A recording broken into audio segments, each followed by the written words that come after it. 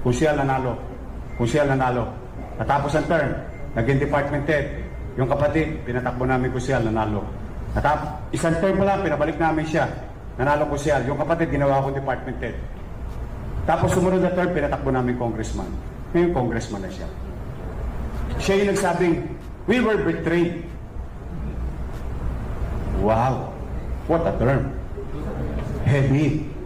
Ito, meeting kami, sila nag-request ng meeting, dalawa ng isa pang Crocs sa District 2. Kasi mukha rin buhaya yun eh. Ito si Chihuahua. Ito si Crocs. Ayan ako.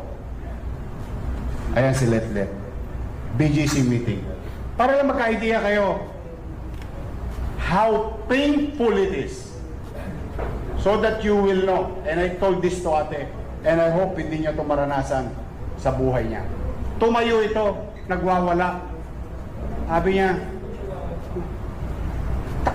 di paling matalo na kami sa iba. Huwag lang sa'yo.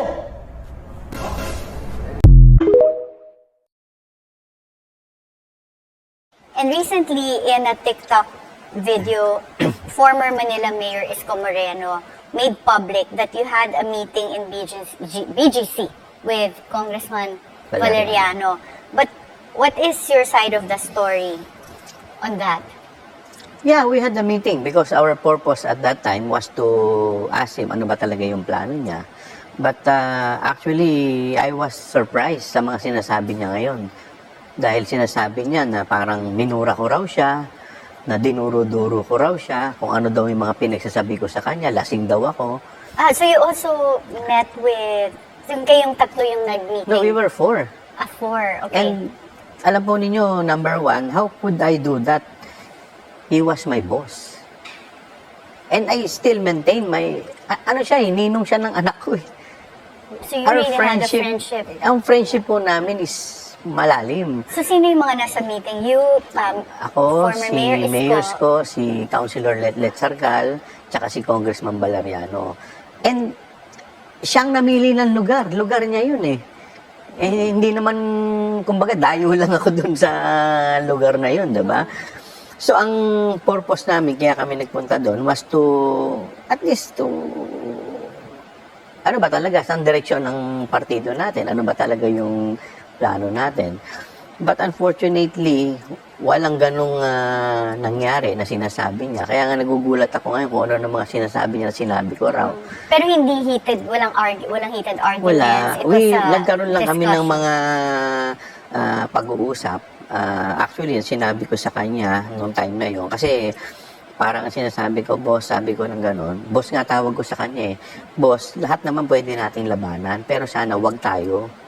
Hindi maganda na tayo maglaban dahil isang pamilya tayo, magkakapatid tayo. And you were referring to his decision to run as mayor against Mayor Honey. Yes. Because at that time, parang sinasabi niya sa amin na ikaw, sabi ng gano'n, kaming dalawa. Kasi pag upo namin, inano agad kami, kinumpronta kami ni Valeriano eh. Sabi niya, kayong dalawa, ano sinasabi ninyo kay Brian? Referring to Congressman Brian Yamsuan, na tatakbo ko, lalabanan ko si Honey. Bakit? Sinabi ko ba na tatakbo ko? Ginanon agad kami. So he was saying na hindi siya tatakbo? Ang sinasabi niya na hindi siya tatakbo. So sinasabi niya ng gano'n sa amin na, ano sinasabi niya na kay Honey kayo? Eh parang nagulat ako. Wala namang ako sinasabing gano'n kay Congressman Brian Yamsuan na gano'n.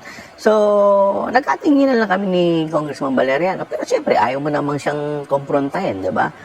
So, gano'n lang. Marami siyang mga inaano na hindi ko naman siya pinapatulan. So, parang sinasabi pa niya na lasing daw ako. Diba? Sabi ko, why nang iniinom ko? Hindi naman ako umiinom ng, unang-una, never naman akong nalasing. Diba? So, pangalawa, it was a friendly discussion. So, kaya nga nung bumaba pa kami, naghaharutan pa kami. Kaya nga hindi ko alam kung saan niya nakuha itong mga kwento niya ngayon. Umiikot siya sa Manila, kung ano-ano mga sinasabi na minura ko raw siya. Would you imagine, mumurahin ko siya, isang damakmak ang bodyguard niya. Diba? So ano yung naging conclusion nung meeting na yon? Did you leave in amicable terms? Wala. So wala namang sinabi. Sinabi niya na hindi daw sila maglalaban ni Mayora Honey. When was this? Back in what month? ano lang to eh. So, I could Suppose know. before July, bago siya Yeah, mag-declare. Yes, tatakbo yes. siya. Definitely, bago And siya mag-declare. he also allegedly said that you told Mayor Isko that manalo na kami sa iba, wag lang sa iyo. Ba't ko naman sasabihin? Matalo na kami, sorry, matalo na kami sa iba, wag lang sa iyo. No. Did I you did not say that. something I did not like say that. Ang sinabi ko sa kanya, lalabanan natin lahat.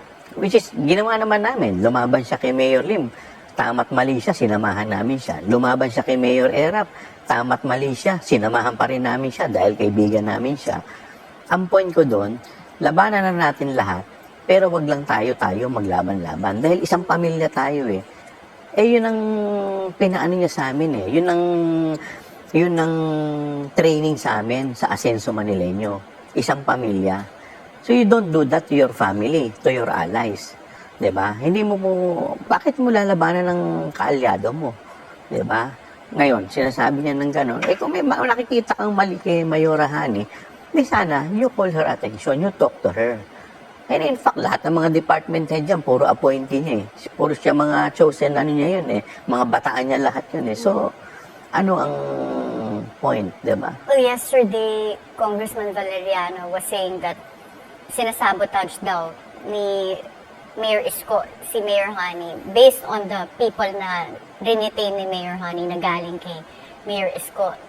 Do you believe that or do you know if that's true? Well, it seems na ganun nga yung nangyari nung nagkakaroon nga kami ng conclusion, no?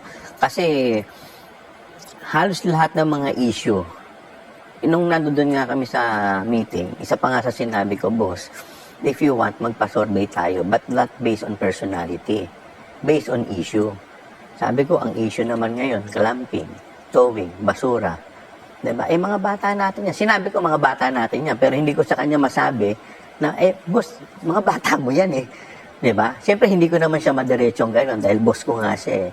So, alam mo, Karen, sa totoo lang, until now, marami akong naririnig na sinasabi niya.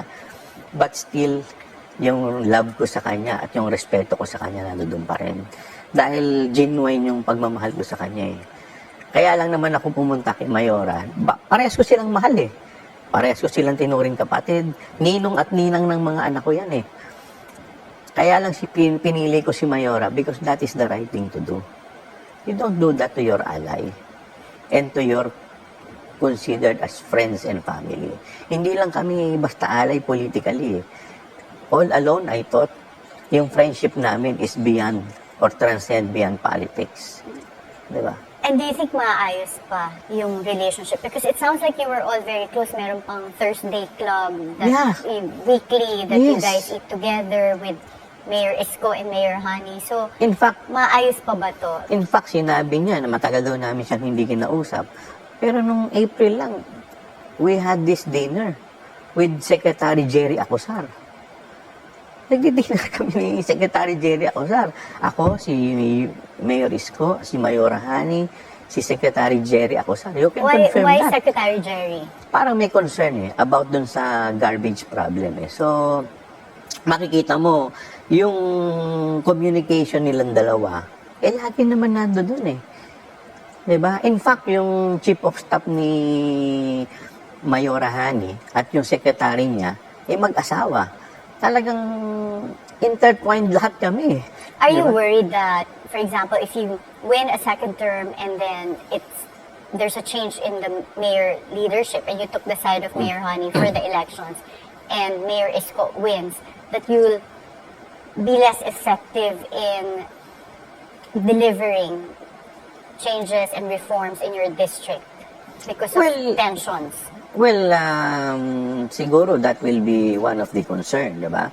Because maraming bagay pa rin talaga pagkakakambi mo yung mayor, kung talagang alay mo, di ba? Mas marami kang may di-deliver na services sa district mo. At ako sa totoo lang, masakit sa akin itong nangyari. Because I love both of them. And I treat them both with respect. But this thing happens wala namang may gusto nito eh. Sabi ko nga, kung una pa lang, nung bago siya tumakbong presidente, sana sinabi niya na, Mayora, tatakbo akong presidente. Pag nanalo ko, tuloy-tuloy ka na.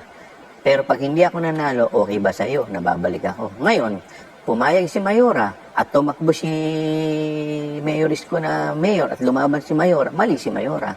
Sasamahan ko si Mayor Isko. Pero wala namang ganong arrangement eh.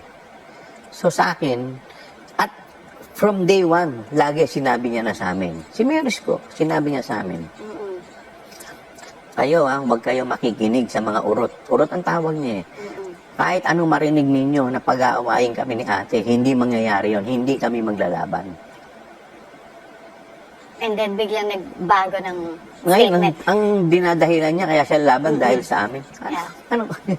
Well, I hope that this gets resolved either soon or even after the elections. Hello, lahat na inaway mo. Yung dati pong mayor, si Mayor Lito Atienza, kakampi niya nung una, inaway niya, naging kalaban niya. Mayor Lim, vice mayor siya. Kakampi niya nung una, kinalaban niya. Mayor Era, kakampi niya, siya pang nagdala kay Mayor Era to run as mayor in the city of Manila. Inaway niya. It has been a cycle, a very toxic cycle for him. Pati ba naman kami, nakakampi mo, kapamilya mo, we consider ourselves way beyond politics ang relationship namin. Pati kami, anong ginawa namin sa iyo? So,